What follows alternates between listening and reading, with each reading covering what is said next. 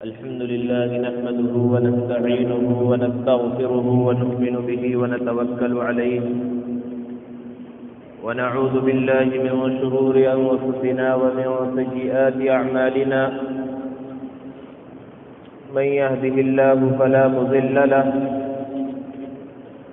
ومن يضلله فلا هادي له ونشهد أن لا إله إلا الله وحده لا شريك له ونشهد أن سيدنا ومولانا محمدا عبده ورسوله صلى الله تعالى عليه وعلى آله وأصحابه وبارك وسلم تسليما كثيرا كثيرا أما بعد فقد قال الله تعالى في القرآن المجيد والفرقان الحميد فأعوذ بالله من الشيطان الرجيم بسم الله الرحمن الرحيم ومن يعص الله ورسوله ويتعد حدوده يدخله نارا خالدا فيها وله عذاب مهين صدق الله مولانا العظيم. معزز سامعین کرام، بزرگوں اور دوستوں،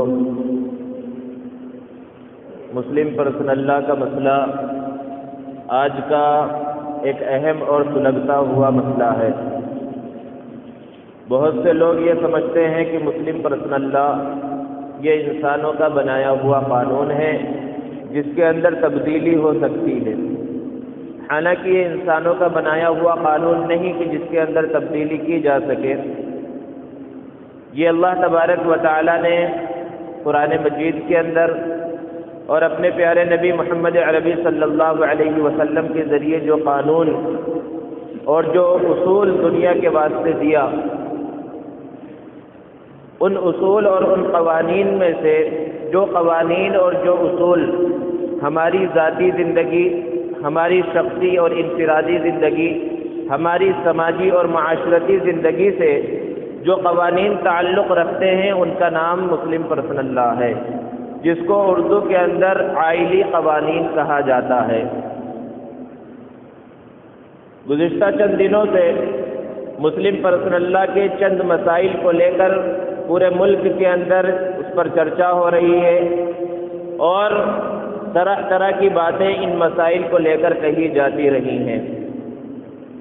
ایسے حالات میں مسلمانوں کی ذمہ داری یہ ہے کہ مسلم پرسنل لاء کے تحت جو مسائل آتے ہیں، مسلمانوں کو ان کا صحیح طرح سے علم ہونا چاہیے اور ان مسائل کی شرعی اعتبار سے کیا حیثیت ہے، کیا حکم ہے، وہ معلوم ہونا چاہیے.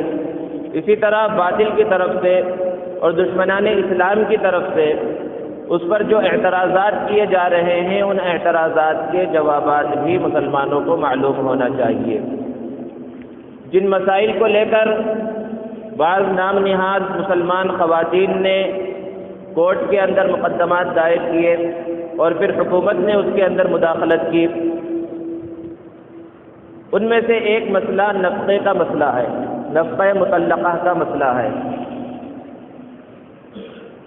یہ مسئلہ سب سے پہلی مرتبہ 1985 کے اندر ہندوستان میں اٹھا، جب شاہ بانو کیس کا بڑا چرچا ہوا اور یہاں کی ایک عدالت نے ایک عورت کے واسطے جس کو طلاق ہو چکی تھی، طلاق ہونے کے بعد بھی اس کے سابقہ شوہر پر یہ لازم کیا کہ وہ اس کو نفقہ یعنی خرچہ دیتا رہے. حالانکہ طلاق ہو چکی ہے، رشتہ ٹوٹ چکا ہے، اس کے باوجود عدالت نے یہ کہا کہ اب پہلے شوہر کی یہ ذمہ داری ہے کہ جب تک یہ عورت باحیات ہے یا اس کی دوسری شادی نہیں ہو جاتی تب تک وہ اس کو خرچہ دیتا رہے. یہ اسلامی حکم کے بالکل خلاف ایک فیصلہ تھا اور پورے ملک کے اندر اس کا چرچا ہوا. اور جس طرح آج مسلمانوں کے اندر ایک شعور بیدار ہوا اور تحفظ شریعت کا جذبہ مسلمانوں کے اندر پیدا ہوا، بالکل ٹھیک اسی طرح 30 سال پہلے 1985 کے اندر پورے ملک میں تحفظ شریعت کی تحریک چلی اور جس کا نتیجہ یہ ہوا کہ 1 سال کے اندر ہی اس فیصلے کو واپس لینا پڑا. اصل میں نفقہ مطلقہ ہے کیا؟ نکاح میاں بیوی کے درمیان ایک بہت مضبوط معاہدہ ہے. اسلام یہ چاہتا ہے کہ یہ نکاح وقتی نہ ہو بلکہ یہ ہمیشہ کے لیے ہو. خواہ نکاح کا جو رشتہ ہے یہ ختم نہ ہو. اور پھر اسی لیے قرآن مجید کے اندر مردوں کو بھی حکم دیا اور عورتوں کو بھی زندگی گزارنے کے طریقے، اور آپس میں اختلافات ہونے لگے تو کس طرح اس کو حل کیا جائے. قرآن مجید نے اس کو تفصیل سے بیان کیا، جس کا تذکرہ پہلے گزر چکا ہے. لیکن معاملہ حد سے آگے بڑھ گیا کہ اب نباہ کی کوئی صورت نہیں رہی، تو پھر طلاق جو حلال چیزوں میں سب سے ناپسندیدہ چیز ہے، اللہ تبارک و تعالیٰ کے نزدیک اس کی اجازت ہے کہ اب ایک بہتر طریقے سے میاں بیوی جو اب بالکل ایک ساتھ نہیں رہ سکتے الگ ہو جائیں، اس کا طریقہ بھی بیان کیا گیا کہ ایک ساتھ 3 طلاق نہ دے دیں. طلاق دینے کا طریقہ یہ ہے کہ ایک طلاق پاکی کے زمانے میں، عورت کے پاکی کے زمانے میں دیا جائے، اور اس پاکی کے زمانے میں جس کے اندر میاں بیوی کی ملاقات نہ ہوئی ہو، صحبت نہ ہوئی ہو. کتنی باریکی اور کتنا حکمت بھرا یہ حکم ہے. ذرا اندازہ لگائیے کہ اللہ تبارک و تعالیٰ نے جو حکم دیا کہ ان کے ناپاکی کے زمانے میں طلاق نہ دی جائے، کیونکہ اس زمانے میں ہو سکتا ہے عورت کی طرف زیادہ رغبت نہیں ہے مرد کی، جس کی وجہ سے طلاق دے دیا، یا ایسے پاکی کے زمانے میں جس سے ایک بار ملاقات کر چکا ہے تو ہو سکتا ہے رغبت کی کمی ہو. بڑا حکیمانہ فیصلہ ہے کہ ایسے پاکی کے زمانے میں جس میں ملاقات نہ ہوئی ہو اور عورت سے ملاقات کی انسان کے اندر خواہش ہو اپنی بیوی سے ملاقات کی، اب اس زمانے میں اگر طلاق دینا چاہتا ہے تو طلاق دے. تب یہ سمجھا جائے گا کوئی اہم وجہ ہے کہ اب جبکہ کئی دنوں سے میاں بیوی کی وہ ملاقات جو میاں بیوی کے درمیان ہوتی ہے وہ نہیں ہوئی، اس کے باوجود بھی یہ اب طلاق دے رہا ہے تو کوئی وجہ ہے. یہ بڑا حکیمانہ فیصلہ ہے، اور اس سے طلاق کو مؤخر کیا گیا کہ اگر اس شوہر میں پاکی کے زمانے میں ملاقات ہو چکی ہے اور طلاق دینا چاہتے ہو تو 1 مہینہ اور مؤخر کرو، اگلے مہینے میں دینا. اور ہو سکتا ہے 1 مہینے کے درمیان پھر میاں بیوی کے درمیان صلح ہو جائے. تو اس کے بیان کرنے کا مقصد یہ ہے کہ شریعت یہ نہیں چاہتی کہ میاں بیوی کے درمیان کسی طرح جدائیگی ہو، لیکن معاملہ بالکل آخری اسٹیج پر پہنچ گیا اور جدائی ہو ہی گئی، اب طلاق ہو گئی. تب عورت کے لیے اب ضروری ہے کہ وہ اپنے عدت گزارے، اور عدت 3 مہینے ہے. تو یہ جو 3 مہینے گزارے گی یہ بھی شوہر کے گھر میں ہی پردے کے ساتھ شوہر کے گھر میں یہ 3 مہینے گزارے، اور ان 3 مہینوں کا نفقہ یعنی خرچہ اور رہنے کی ذمہ داری یہ شوہر کے اوپر عائد ہے. وہ اس کا خرچہ بھی کھانے پینے کا اور رہنے کا سارا خرچہ شوہر پورا کرے گا. لیکن جیسے ہی عدت ختم ہوئی اب میاں بیوی کا رشتہ بالکل ختم ہو گیا، شوہر بیوی کا اب کوئی رشتہ نہیں رہا. اب بیوی اس کے گھر سے نکل جائے گی اور اپنے گھر چلی جائے گی، چاہے بھائیوں کا گھر ہو یا اس کے ماں باپ کا گھر ہو یا اس کے دوسرے جو قریبی رشتہ دار ہیں ان کا گھر ہو، وہاں چلی جائے گی. اور اب شوہر کا بھی کوئی حق باقی نہیں رہا. اب شوہر کے لیے لازم نہیں ہے کہ وہ اپنی اس بیوی کا جس کو وہ طلاق دے چکا ہے اب اس کو خرچہ دے. یہ اسلامی حکم ہے اور یہ عقل میں آنے والی بات ہے. دنیا کے اندر بھی ایسا ہوتا ہے کہ ایک انسان جہاں ملازمت کرتا ہے، جب ملازمت چھوڑ دیا، مالک کا اور ملازم کا تعلق ختم ہو گیا، تو ملازم کی یہ جرات نہیں ہوتی کہ اب جا کر کے میں نے اتنے سال تمہارے پاس ملازمت کی ہے ابھی بھی مجھے تنخواہ دیتے رہو. کوئی نہیں مانتا. تو نکاح بھی ایک معاہدہ تھا. جب معاہدہ ختم ہو گیا، شوہر اور بیوی کا تعلق ختم ہو گیا، تو اس کے بعد بھی شوہر کو مجبور کرنا کہ تم بیوی کا خرچہ دیتے رہو اس وقت تک جب تک وہ زندہ ہے، یا اس وقت تک جب تک اس بیوی کا دوسرا نکاح نہیں ہو جاتا، یہ شوہر کے اوپر ظلم ہے. کوئی تعلق ہی نہیں ہے تو کیسے اس حکم کو کیا جائے؟ اور یہی اعتراض کیا جا رہا ہے. چند مسلمان خواتین نے جو حلف نامہ داخل کیا ہے عدالت کے اندر، اس کے اندر یہی بات کہی ہے کہ متعلقہ عورت کو سابقہ شوہر سے نفقہ دلایا جائے، گویا کہ وہ خرچہ دیتا رہے. یہ غیرت سے گری ہوئی بات ہے. ایک عورت کیسے اس بات کو پسند کر سکتی ہے کہ وہ آدمی جو اس کو طلاق دے چکا ہے، اس سے اپنے تعلق کو ختم کر چکا ہے، اس کے باوجود بھی اس کے ٹکڑوں پر پلے، اس سے پیسے حاصل کرے اور اپنی زندگی گزارے؟ یہ تو غیرت کے خلاف ہے. اور عام زندگی میں اگر کسی شخص کی بیٹی اور کسی کی بہن کو کوئی آدمی تحفہ دے، موبائل دے رہا ہے، پیسے دے رہا ہے، کچھ اور دے رہا ہے، تو جو بھائی ہے جو باپ ہے اس کی غیرت گوارا نہیں کرے گی. وہ پوچھے گا ارے بھائی تو کون ہے؟ میری بیٹی ہے، تیرا اس سے کوئی تعلق نہیں. میری بہن ہے، تیرا اس سے کوئی تعلق نہیں. تو اسے تحفہ کیوں دے رہا ہے؟ تو اسے پیسے کیوں دے رہا ہے؟ تو اس کے اوپر خرچ کیوں کر رہا ہے؟ کسی کی غیرت گوارا نہیں کرے گی کہ اجنبی ہے. تو جتنا بھی بڑا مالدار ہو، ہم غریب ہیں لیکن تیرے طرف سے ہم کچھ بھی نہیں لیں گے. ہماری بیٹی پر تو خرچ نہیں کر سکتا، ہماری بہن پر تو خرچ نہیں کر سکتا. یہی اصل چیز ہے کہ جب نکاح ختم ہو گیا تو وہ شوہر بالکل اجنبی بن گیا. اب اس سے خرچ لینا یہ بالکل بے غیرتی کی بات ہے. اور جہاں پر نفقہ مطلقہ یعنی طلاق دی ہوئی عورت کو خرچہ دینے کا قانون نافذ ہوا، یورپ اور امریکہ کے اندر ایسا قانون نافذ ہے، تو وہاں کے حالات معاشرتی زندگی اور سماجی زندگی کے اوپر کیسا اثر پڑا اس کو دیکھیے. کہ وہاں پر یہ قانون ہے کہ اگر شوہر نے اپنی بیوی کو طلاق دے دی تو طلاق دینے کے بعد جب تک وہ عورت زندہ ہے، شوہر جتنا کما رہا ہے اس کی کمائی کا آدھا حصہ اس کی بیوی کو ملے گا. یہ قانون ہے. اور یہ کتنا بڑا ظلم ہے مرد پر کہ چاہنے کے باوجود میاں بیوی کا نباہ نہیں ہو رہا ہے، ایک ساتھ کسی حالت میں نہیں رہ سکتے، اس کے باوجود بھی وہاں کا شوہر طلاق دینے کے لیے تیار نہیں ہے. طلاق بھی نہیں دیتا ہے کیونکہ طلاق دے گا تو آدھی کمائی چلی جائے گی، اور رکھتا بھی ساتھ میں نہیں ہے. تو حالت کیا ہے وہاں پر کہ وہ عورت، وہ بیوی کسی دوسرے کے ساتھ زندگی گزارتی ہے اور یہ شوہر کسی دوسرے کے ساتھ زندگی گزارتا ہے، اور پھر اولاد ہو رہی ہے اور سب کا نسب خراب ہو رہا ہے. یہی آج کی یورپ کے اندر ہو رہا ہے. یہ خرابی ہے اس کی. تو ہمیں یہ سمجھنا چاہیے کہ نفقے کا جو مسئلہ ہے وہ جب تک بیوی ہے، جب تک ہر چیز کا خرچہ اٹھانا شوہر کی ذمہ داری ہے.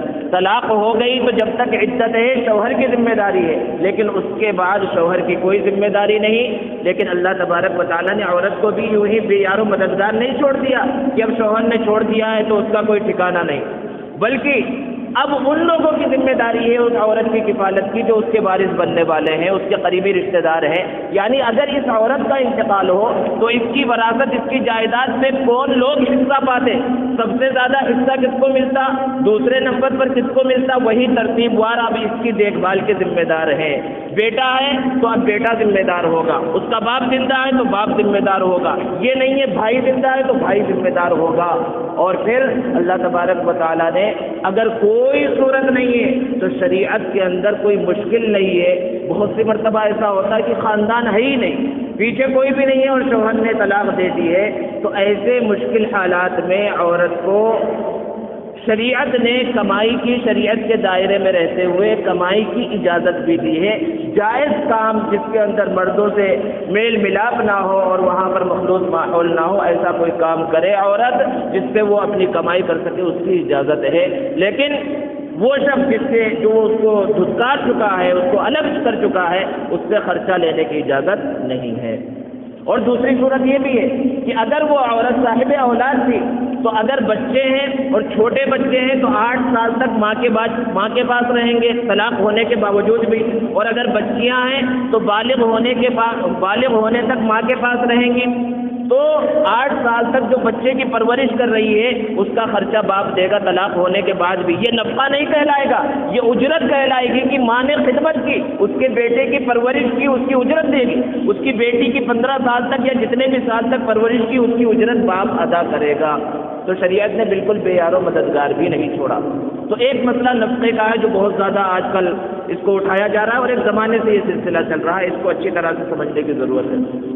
ایک اور مسئلہ جس کو لے کر بہت زیادہ ہنگامہ کیا جاتا ہے اور یہ کہا جاتا ہے کہ عورتوں پر بہت زیادہ ظلم ہوا ہے اسلام کے اندر کہ مردوں کو 4 شادی کی اجازت دی گئی ہے، تعدد ازدواج. اس مسئلے پر بہت ہنگامہ کیا جاتا ہے اور یہ کوئی آج کا مسئلہ نہیں ہے.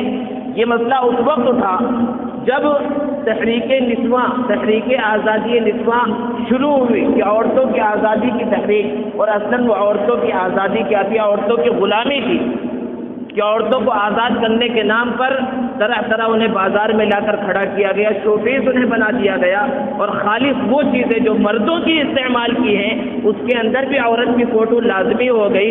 بے حیائی کو عام کیا گیا، تحریک آزادی نسواں کے نام پر فحاشی کو پھیلایا گیا.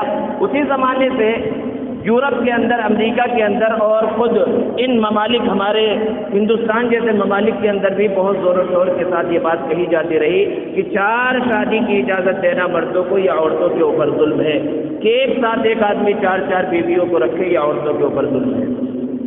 دوستو، اس کے اندر پہلی بات تو یہ ہے کہ اسلام کا جو حکم ہے 4 شادیوں کا، یہ کوئی حکم فرض اور واجب کے درجے کا نہیں ہے، بلکہ یہ صرف جائز ہے، یعنی اگر کوئی کرنا چاہے تو اسے اجازت ہے، یہ کوئی حکم نہیں ہے۔ اور پھر مسلمانوں کے اندر جو اس کی شرح ہے بہت کم ہے۔ خود جو لوگ کہہ رہے ہیں تعدد ازدواج کے مسئلے کو جو اٹھا رہے ہیں، انہیں اپنے گریبان میں جھانکنا چاہیے کہ ان کا کیا حال ہے۔ ہندوستان میں سب سے زیادہ، ایک سے زیادہ شادیاں کرنے کا رجحان ہمارے برادران وطن میں ہے، حالانکہ ان کے مذہب کے اعتبار سے صحیح نہیں ہے، لیکن وہ دوسرے طریقے نکالتے ہیں۔ بعض دکھلاوے کے واسطے، یعنی شادی کرنے کے واسطے مسلمان ہوتے ہیں، مسلمان ہونے کا سرٹیفکیٹ لیتے ہیں کیونکہ اسلام کے اندر دوسری شادی کی اجازت ہے، ایسے ناٹک بھی کرتے ہیں وہ دوسری شادی کے واسطے۔ قانونی اعتبار سے ان کے پاس اجازت نہیں ہے، لیکن تعدد ازدواج اسلام سے پہلے بھی تھا۔ اسلام سے پہلے جو مذاہب گزرے ہیں، یہودیت ہو، عیسائیت ہو، یہاں تک کہ ویدوں کے اندر بھی لکھا ہوا ہے کہ ایک سے زائد شادی کی اجازت ہے اور یہ انسانی ضرورت ہے۔ جب انسان کسی کے اوپر حملہ کرتا ہے، کسی کے مذہب پر حملہ کرتا ہے، تو اسے پہلے اپنے بارے میں سوچنا چاہیے۔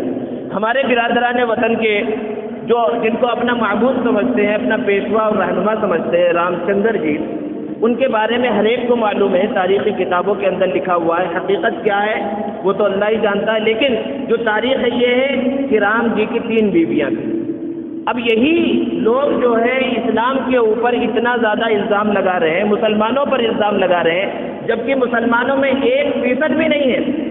1%، یعنی 100 میں سے 1 آدمی بھی نہیں ملے گا جس نے 1 سے زائد شادیاں کی ہوں۔ ہندوستان کے اندر جو رپورٹ ہے، سروے ہے، اس کے مطابق 1000 میں سے 9 آدمی ایسے ہوتے ہیں جنہوں نے 1 سے زائد شادی کی، یعنی پرسنٹیج 1% سے بھی کم ہے۔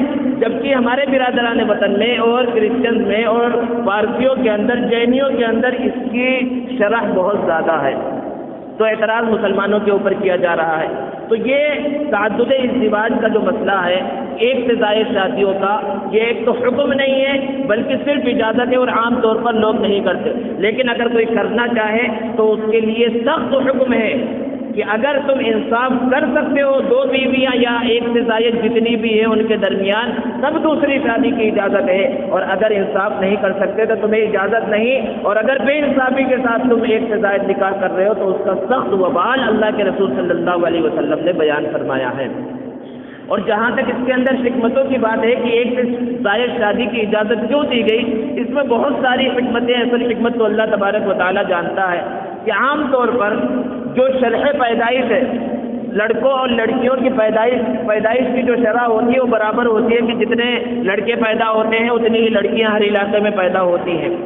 آج کے زمانے میں پہلے سے ماں کے پیٹ میں بچیوں کو قتل کیا جا رہا ہے، جس کی وجہ سے یہ شرح پیدائش لڑکیوں کی کچھ کم ہوئی، ورنہ عام طور پر لڑکیوں کی شرح پیدائش زیادہ ہوتی ہے اور لڑکوں کی تھوڑی کم ہو جاتی ہے۔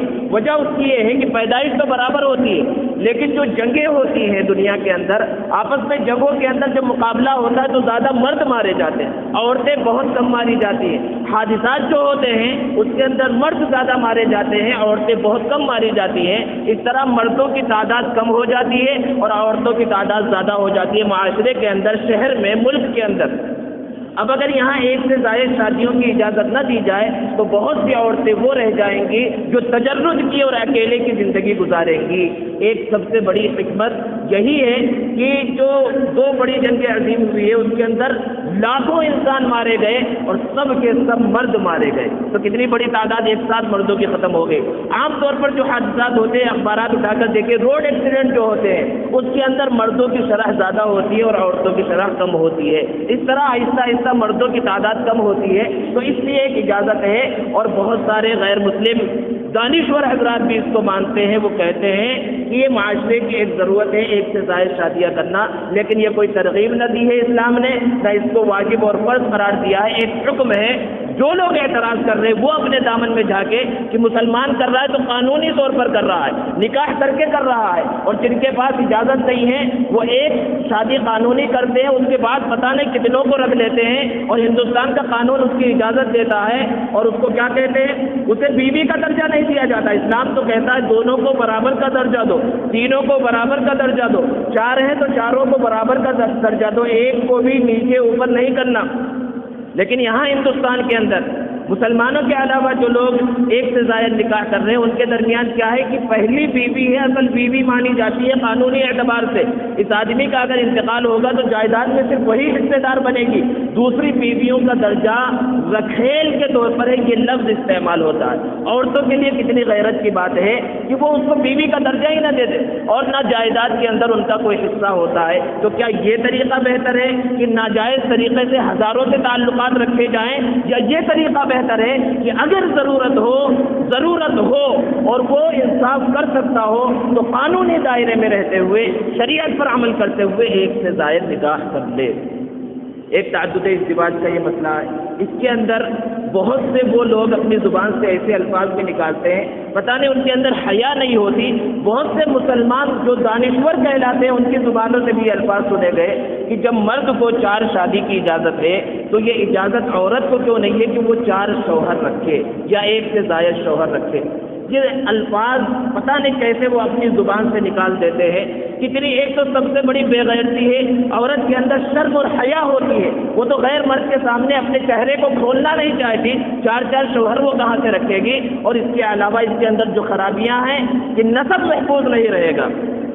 حضرت عمر فاروق رضی اللہ تعالیٰ عنہ کے زمانے میں یہ مسئلہ پہلی بار اٹھا تھا، کسی نے کہا تھا، اور بعض لوگ کہتے ہیں کہ حضرت امام ابو حنیفہ رحمۃ اللہ علیہ کے زمانے میں یہ مسئلہ اٹھا کہ کسی نے کہا کہ جب مرد کو 4 شادیوں کی اجازت ہے تو عورت کو اجازت کیوں نہیں ہے؟ تو انہوں نے الگ الگ عورتوں سے کہا کہ تم اپنا دودھ ایک برتن میں نکالو، 4 برتن میں دودھ لایا گیا اور پھر چاروں دودھ کو ملا دیا گیا۔ اب ہر چاروں عورتوں سے کہا گیا کہ تم اپنے اپنے دودھ کو ذرا الگ کر کے بتلاؤ۔ تو کیا دودھ کو ملانے کے بعد الگ الگ چیزوں کا دودھ ہو، مثال کے طور پہ ایک گائے کا دودھ ہے، بھینس کا دودھ ہے، بکری کا دودھ ہے، اونٹنی کا دودھ ہے، چاروں دودھ کو ملا دیا گیا، تو کیا پھر اس کو الگ کیا جا سکتا ہے؟ نہیں کیا جا سکتا۔ تو ایک عورت کے اگر ایک سے زائد شوہر رہیں گے تو اولاد جو ہوگی ان کا نسب کیسے معلوم ہوگا؟ آج تو لوگ کہتے ہیں کہ بھائی ڈی این اے ٹیسٹ کے ذریعے معلوم ہو جائے گا، لیکن اس کے علاوہ 1000 خرابیاں اس کے اندر پائی جاتی ہیں۔ تو ایک مسئلہ یہ تعدد ازدواج کا ہے جس کو اچھی طرح سے سمجھنے کی ضرورت ہے مسلمانوں کو۔ یہ کوئی لازمی اور واجب نہیں ہے اور ہر مسلمان جانتا ہی ہے۔ اپنے علاقے میں وہ سروے کر لے تو اکثر لوگ ایسے ہوتے ہیں جنہوں نے صرف ایک شادی کی ہوئی ہوتی ہے۔ اس کے علاوہ اور ایک جو اہم مسئلہ ہے وہ متبنہ کا ہے۔ متبنہ کہا جاتا ہے لے پالک کو، یعنی منہ بولا بیٹا کسی کو بنا لینا۔ شریعت اس بارے میں یہ کہتی ہے کہ اگر کوئی کسی لڑکے کو منہ بولا بیٹا بنا لے تو وہ حقیقی بیٹا نہیں بنتا۔ جس طرح حقیقی بیٹے کا درجہ ہوتا ہے وہ مال میں وارث ہوتا ہے اور اس کا نسب چلتا ہے، اس طرح منہ بولا بیٹا اس کے درجے کو کبھی بھی نہیں پہنچ سکتا۔ یہ شریعت کا قانون ہے اور اس کی ابتدا اللہ کے رسول صلی اللہ علیہ وسلم سے ہوئی۔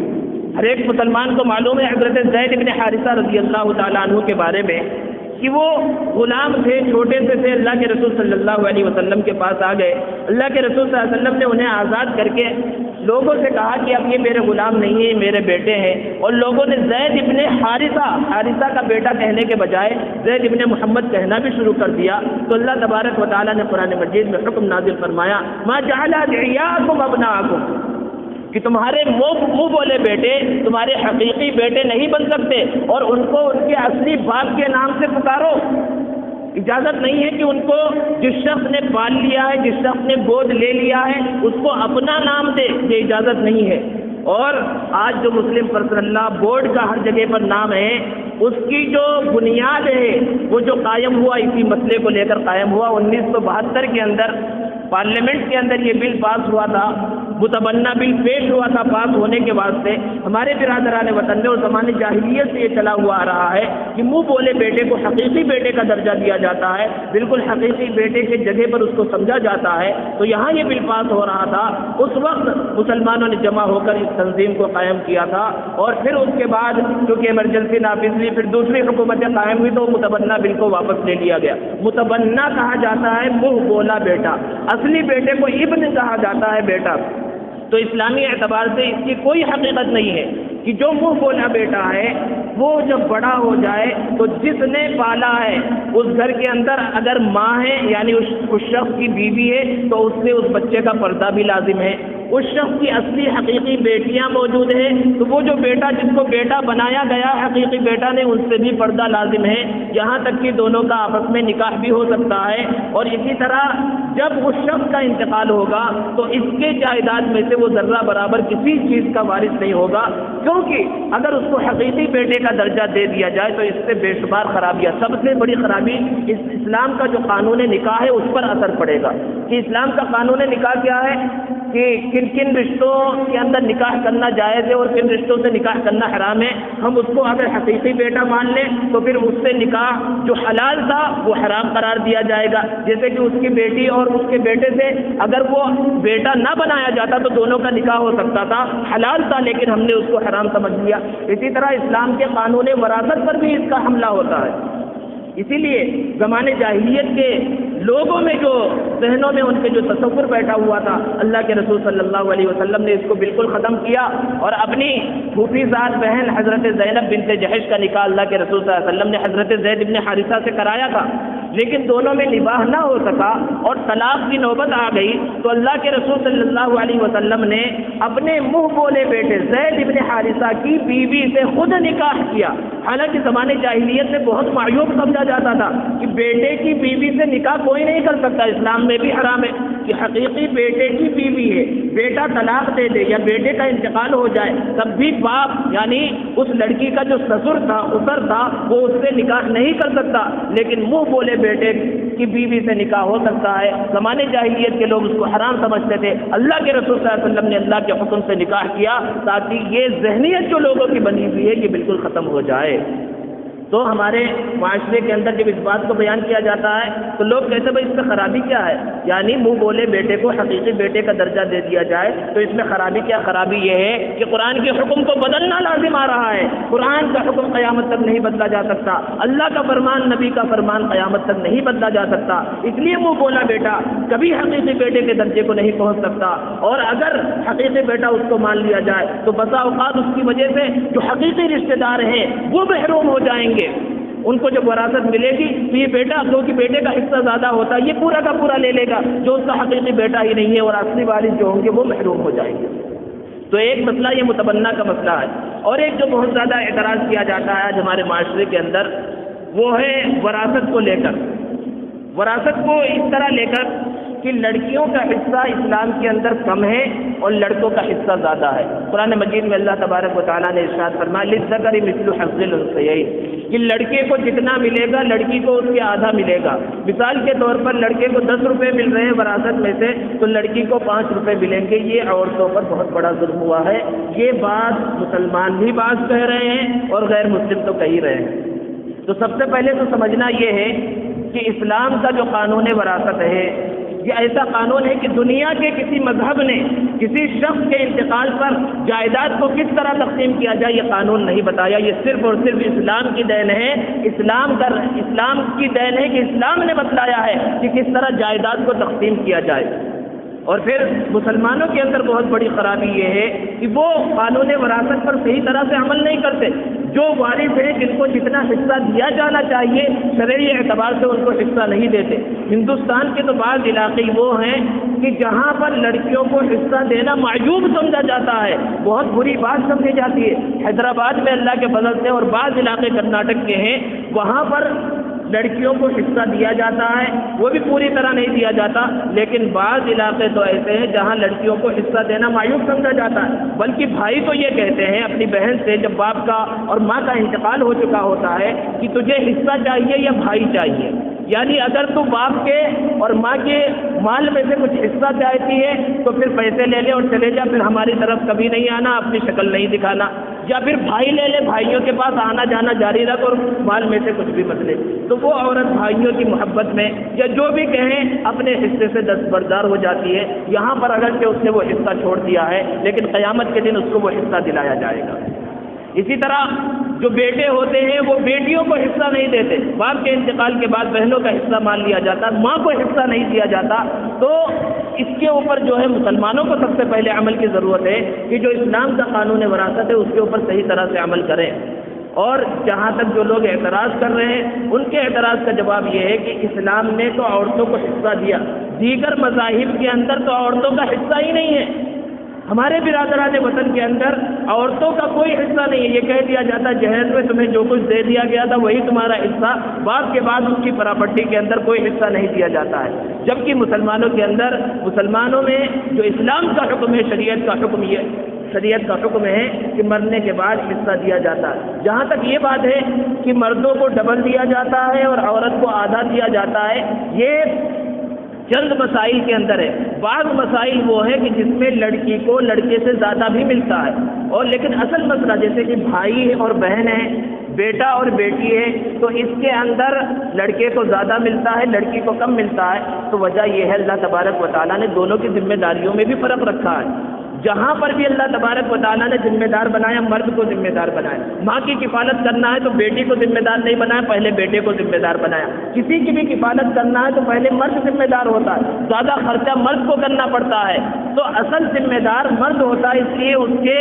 حصے کو بھی زیادہ رکھا گیا۔ اسی طرح ایک اعتراض یہ بھی کیا جاتا ہے کہ جب قرآن مجید کے اندر اللہ رب العزت نے بیان فرمایا کہ قتل کا بدلہ قتل ہے اگر اسلامی حکومت ہو، لیکن قتل کی کئی صورتیں ہیں۔ ایک یہ ہے کہ جان بوجھ کر مارا گیا تو اس میں تو قتل کا بدلہ قتل ہے، لیکن کبھی کبھی کسی کا قتل غلطی سے ہو گیا، مارنا نہیں چاہ رہا تھا، جیسے کہ جنگل کے اندر شکار کرنے گیا تھا، ہرن سمجھ کر کسی آدمی کو مار دیا، اس نے سمجھا ہرن ہے لیکن کوئی آدمی وہاں پر مر گیا، تو جان کر مارنا نہیں چاہتا تھا، تو یہاں جان کے بدلے جان نہیں ہے بلکہ یہاں پر اس سے دیت لی جائے گی۔ دیت کا مطلب یہ ہے کہ 100 اونٹ یا اس کی قیمت مقتول کے ورثہ کو دلایا جائے گا۔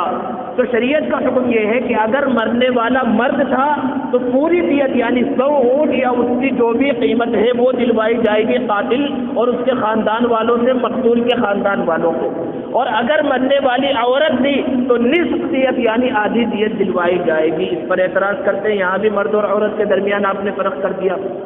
اس کا بھی جواب وہی ہے کہ ایک عورت کا انتقال ہو تو اس سے بہت زیادہ لوگوں پر یعنی معاشی اعتبار سے بہت زیادہ لوگوں پر فرق نہیں پڑتا۔ ایک مرد کا انتقال ہو تو بہت سے لوگوں پر فرق پڑتا ہے، کیونکہ مرد ذمہ دار تھا، اس کے تحت اس کے والدین بھی ہو سکتے ہیں، اس کی اولاد بھی ہو سکتی ہے، اس کے بھائی بہن بھی ہو سکتے ہیں۔ عورت کے ذمے اتنی ذمہ داریاں اللہ رب العزت نے پہلے سے ہی نہیں رکھی ہیں، اس لیے دیت کو بھی نصف رکھا ہے۔ اس طرح کے اور بہت سارے مسائل ہیں جن کو لے کر اعتراض کیا جاتا ہے شریعت اسلامی پر۔ اس لیے مسلمانوں کو سب سے پہلے مسلم پرسنل لا کے تحت جو مسائل آتے ہیں ان کو سمجھنے کی ضرورت ہے، اور جن جن مسائل کو لے کر مسلمانوں پر اعتراض کیا جاتا ہے ان اعتراضات کا جواب کیا ہوگا، کوئی غیر مسلم اگر ہمارے سامنے کرے تو ہم اس کو جواب دے سکیں، اور پھر جو لوگ اعتراض کر رہے ہیں ان کے اندر کون کون سی خرابیاں پائی جاتی ہیں یہ بھی مسلمانوں کو معلوم ہونا چاہیے۔ اللہ تبارک و تعالی ہم سب کو